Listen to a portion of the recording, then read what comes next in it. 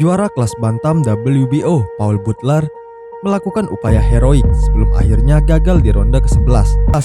Inoue menjatuhkan Butler dengan tinjuan di dagunya, menjatuhkan petarung Inggris itu ke atas kanvas.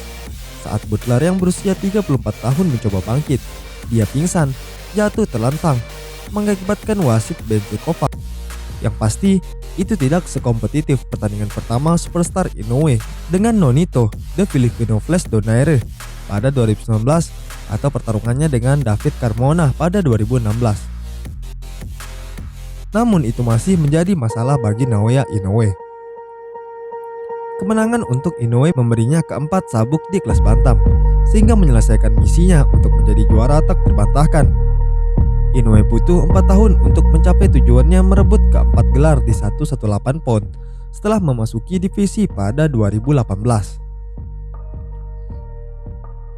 Inoue sekarang akan naik ke kelas berat 122 pound, di mana pekerjaannya untuk menjadi juara tak terbantahkan berpotensi lebih mudah diakses. Inoue hanya perlu mengalahkan juara kelas bantam super IBF WBA Murodjon Akhmadaliev dan juara WBC WBO Stephen Fulton untuk menjadi juara tak terbantahkan di divisi 122 pound. Itu kabar baiknya. Kabar buruknya, Fulton dan Akhmadaliev bisa memukul dan memiliki kemampuan tinju yang luar biasa.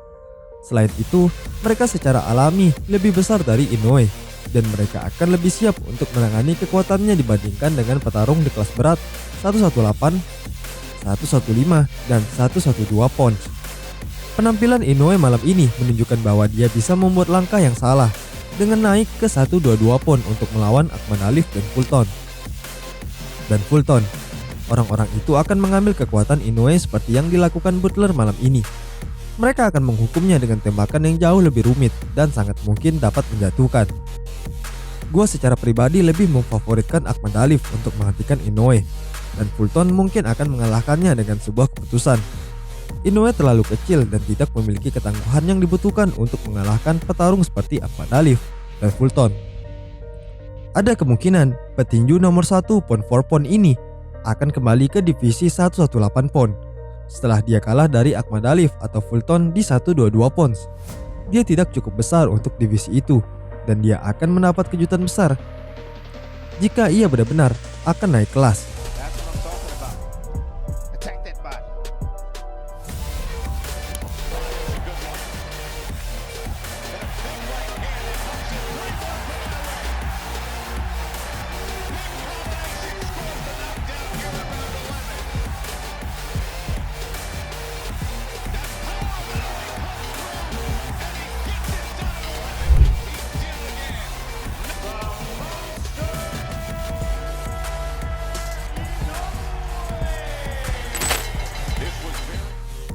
Sementara itu, Alexander Usyk mengirimkan pesan ke Tyson Fury, memberitahu dia bahwa dia akan datang untuknya berikutnya untuk pertarungan kelas berat yang tak terbantahkan di awal 2023.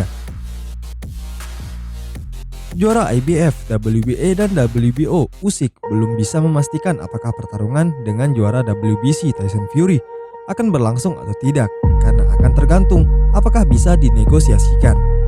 Jika gagal, Usyk mengatakan dia akan melawan orang lain. Fury menunjukkan sedikit kesabaran dalam proses negosiasi untuk pertarungan melawan Anthony Joshua baru-baru ini. Jadi mungkin dia akan melakukan sesuatu yang merugikan diri sendiri sekali lagi dengan menetapkan tenggat waktu singkat untuk menyulitkan dirinya sendiri.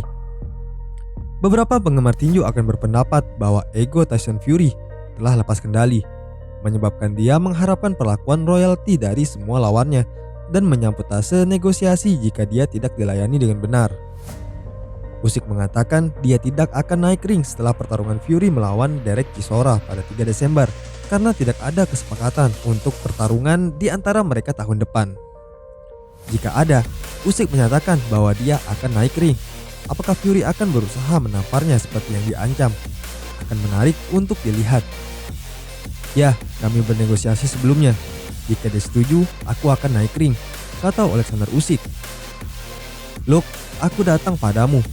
Jelas, aku sudah lama datang untuknya. Boraco atau pemabuk, aku datang untukmu, ungkap Alexander Usyk. Banyak hal yang dikatakan saat itu, seperti dia akan menampar wajahku. Dia berubah pikiran setelah pantatnya terbakar. Aku sudah balance dan siap mendengar semua hal bodoh yang suka dia katakan. Aku yakin kesepakatannya akan dengan Fury atau orang lain. Aku hanya harus dalam kondisi yang bagus. Jelas dia sulit, dia jauh lebih pintar dari penampilan dan perilakunya. Dia petinju yang juga licik. Cara dia memberi tekanan psikologis pada lawannya jelas bagiku. Fury menghinaku, tapi aku tahu apa yang harus dilakukan di atas ring. Kemarahan tidak membantu saat bertarung. Itu memperburuk kondisi. Aku termotivasi untuk kesempatanku melawan raksasa ini. Meski ada beberapa orang yang tidak begitu optimis dengan peluangku.